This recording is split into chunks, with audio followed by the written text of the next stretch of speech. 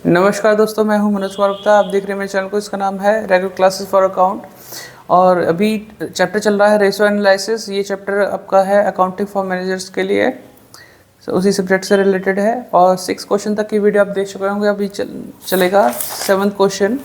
तो 7th question कैसे करते हैं थोड़ा सा आइडिया लग जाएगा आपको। देखने में आसान है लेकिन है टफ ये, ठीक है, ध्यान से देखना। Calculate the average collection period from the following detail bye adopting 360 days in a year. तो आपको एक साल में 360 दिन मानना है, उसके अकॉर्डिंग एवरेज कलेक्शन पीरियड जो कि अपने पहले भी निकाला वही चीज़ निकालनी है, लेकिन जानकारी थोड़ी डिफरेंट कर दी। एवरेज इन्वेंट्री गिवन है आपके पास, डेटर गिवन है और इन्वेंट्री टर्नओवर रेशो गिवन है और ग्रॉस प्रॉफिट रेशो 10% दे रखा है। और इसमें ग्रॉस प्रॉफिट रेशो साथ साथ हमें आगे दे रखा है credit sale to total sales ratio कितना है 20%, ठीक है। तो इस तरीके से डिटेल है। तो इस क्वेश्चन का सॉल्यूशन पहले से हो रखा है, तो बस आपको समझाना है। और जैसे यहाँ पे अभी आपको ग्रॉस प्रॉफिट रेशो दे रखा है और इन्वेंट्री टर्नओवर रेशो, तो इसका ही फॉर्मूला आप तैयार करना होगा आपको। पीछे फर्स्ट क्वेश्चन के वीडियो में हमने दिखा रखा है फॉर्मूले सारे।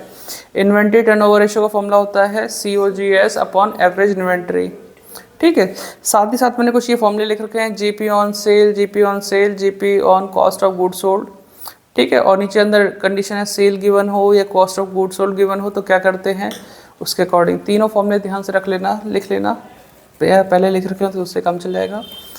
अब होता क्या है, जैसे हमें फर्स्ट ITR दे रखा था, तो ऐसी कंडीशन में इसी रेशो के फॉर्मूले से हम क्वेश्चन को शुरुआत करते हैं। तो ITR दे रखा था COGS upon average inventory. ITR को अपनी जगह रखा, COGS मतलब cost of good sold, average inventory में गिवन है वो हमने लिख दिया, जिसे एवरेज स्टॉक भी बोलते हैं। क्रॉस मल्टीप्लिकेशन करेंगे तो आपका मल्टीप्लाई में होके 3,60,000 इंटू 6 21,60,000 आ गया।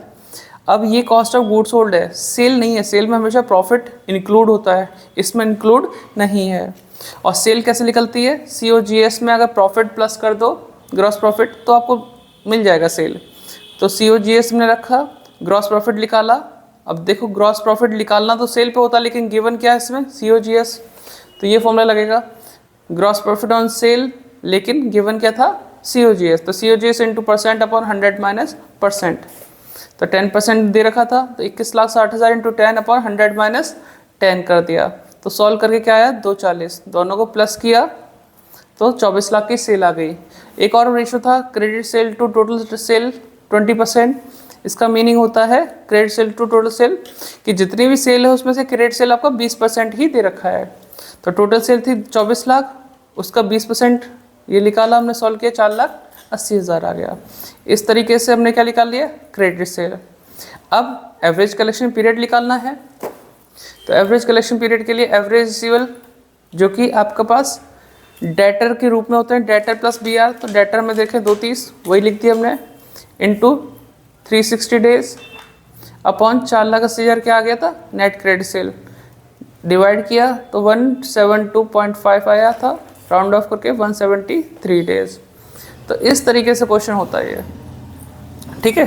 क्वेश्चन तो लगभग सारे कर रखे हैं, बस वीडियो बना रहा हूँ तो इसलिए पीछे चल रहा हूँ मैं, बाकी बच्चे तो आगे पहुँच गए हैं, तो वो भी करके दिखा देंगे आपको। वीडियो कैसे लगी बताना ज़रूर। और अगर नोट ना कर पाए तो स्क्रीनशॉट ले लो पहले आप, यहाँ से यहाँ तक। और फॉर्मूला नहीं लिखा तो फॉर्मूला भी लिख लेना, यहाँ से यहाँ तक का स्क्रीनशॉट और यहाँ पे इतना नोट कर लो, ठीक है। फिर नेक्स्ट क्वेश्चन समझाएंगे आपको।